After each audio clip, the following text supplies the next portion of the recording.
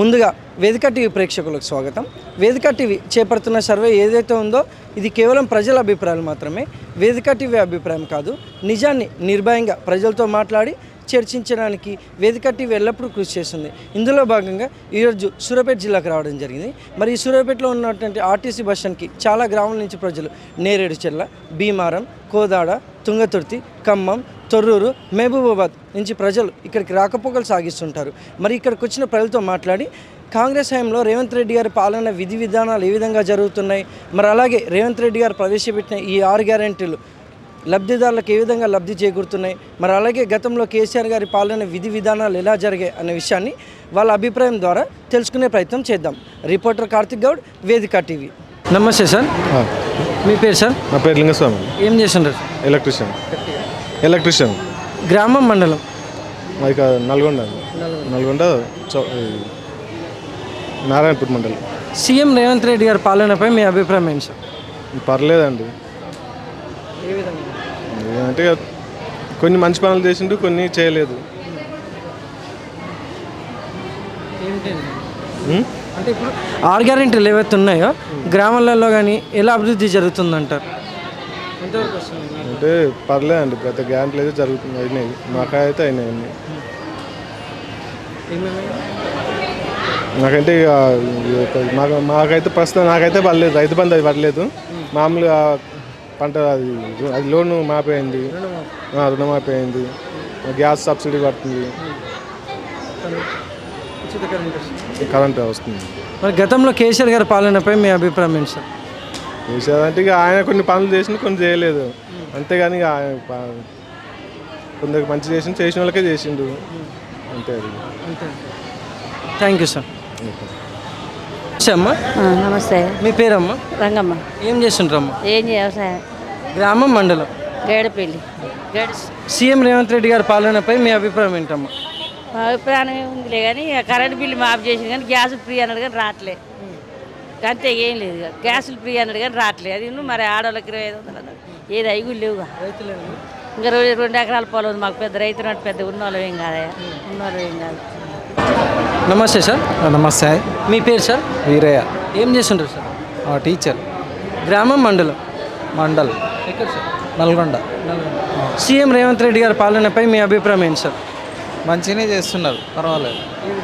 అంటే నిరుద్యోగులకు ఉద్యోగాలు ఇవ్వడము, మరి రైతులకు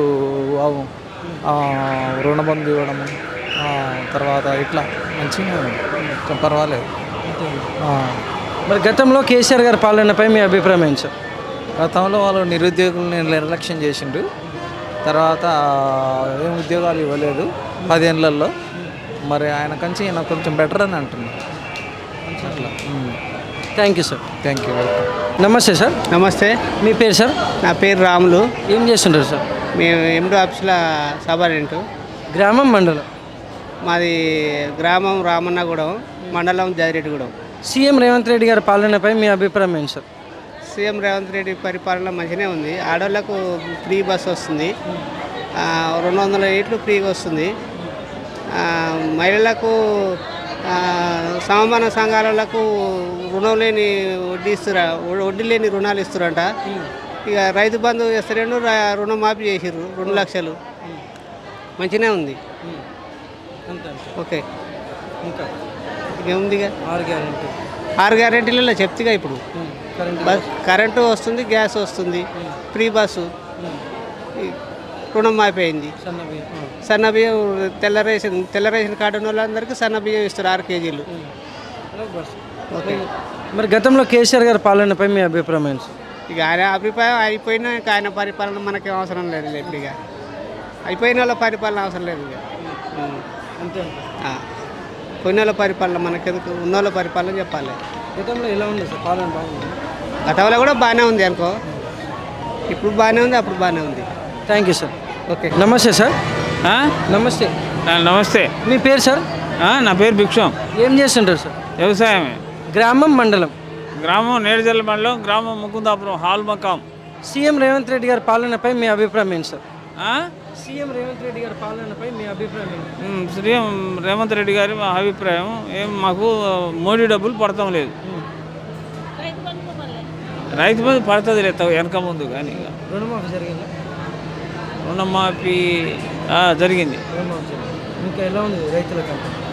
ఇక ఉన్న సంగతి మీకు తెలియదు కానీ నాకైతే మోడీ డబ్బులే ఒకటే అబ్జెక్షన్. అదొకటి పడుతుంది. మరి గతంలో కేసీఆర్ గారి పాలనపై మీ అభిప్రాయం ఏంటి sir?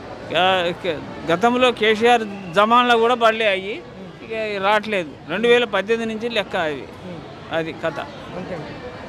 Thank you sir. Thank you. నమస్తే సార్. నమస్తే, చెప్పండి. మీ పేరు సార్? నా పేరు కన్నయ్య అండి. ఏం చేస్తుంటారు సార్? నేను బిజినెస్ చేస్తాను. సీఎం రేవంత్ రెడ్డి గారి పాలనపై మీ అభిప్రాయం ఏంటి సార్? మా అభిప్రాయం ఏం చెప్పగలమండి? అందరూ సీఎంలు అయినారు, ఇతను కూడా సీఎం అయినాడు. దానివల్ల ఉపయోగం ఏముంది? అంటే ఇప్పటివరకు చూసుకుంటే కాంగ్రెస్ టైంలో రేవంత్ రెడ్డి గారు ప్రవేశపెట్టిన ఈ 6 గంటలు కానీ సంక్షేమ పథకాలు కానీ లబ్ధిదారులకు ఏ విధంగా లబ్ధి చేకూరుతుందంటారు? ఏం లేవండి, ఏమి చేకూర్చట్లే. నష్టం తప్ప లాభం లేదు ప్రజలకు.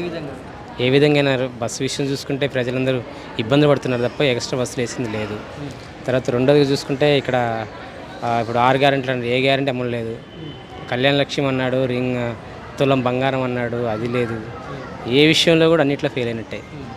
అంతే, ఎంతకంటే చెప్పేది ఏం లేదు. ఇంకా అంతే అంటే ఎంతకంటే చెప్పాల్సిన అవసరం లేదు. ఇంకా మరి గతంలో కేసీఆర్ గారి పాలనపై మీ అభిప్రాయం ఏంటి సార్?